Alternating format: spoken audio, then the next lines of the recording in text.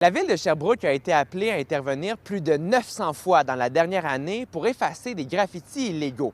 Selon la ville, il s'agit d'une année record. Est-ce que c'est un fléau, les graffitis à Sherbrooke? C'est sûr que c'est une problématique. C'est une problématique qui est coûteuse pour la ville de Sherbrooke, pour les propriétaires de bâtiments. Les effacer, c'est commun à la plupart des grandes villes. Il y a des graffitis quasiment tous les jours. Fait que, on essaie de garder ça beau, propre.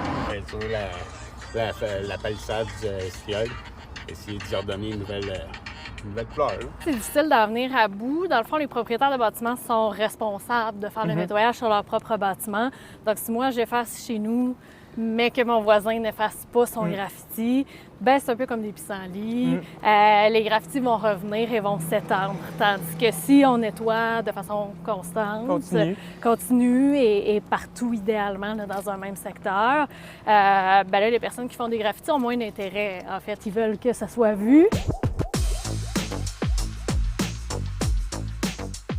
Pour certains, ces dessins peuvent devenir un irritant. Alors, pour contrer les graffitis illégaux, la ville de Sherbrooke a ciblé des murs où les graffeurs peuvent venir pratiquer leur art librement. Donc, ces espaces-là, c'est possible d'aller faire du graffiti. Ils sont sur la carte interactive de la ville de Sherbrooke.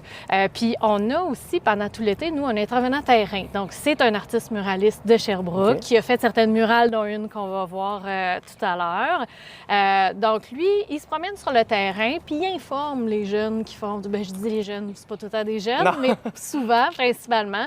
Donc, ils les informent des endroits où c'est possible d'aller faire légalement du graffiti. Donc, nous, on met ces murs-là à leur disposition parce qu'il y en a qui veulent pas mal faire nécessairement. C'est pas tous des contrevenants, c'est pas tous des vandales. C'est des artistes qui ont envie de s'exprimer, mais leur forme d'art se fait dehors, se fait sur des bâtiments, se fait sur du mobilier. Un autre frein pour les graffeurs, ce sont les murales. Le fait de faire une murale par un artiste professionnel, c'est généralement respecté par ses pairs.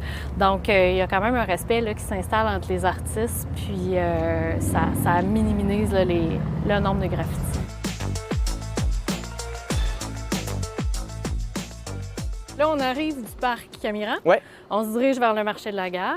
Ici, il y a un tunnel où il y a plusieurs œuvres qui ont été faites. C'est beau. Oui, c'est ça. Donc, on a une œuvre qui est superbe ici, qui a été faite il y a quelques années.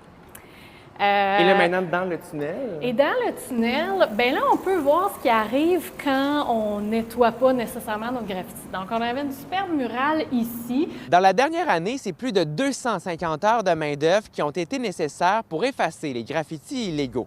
À Sherbrooke, Marc-Antoine Mailloux pour Nouveau Info.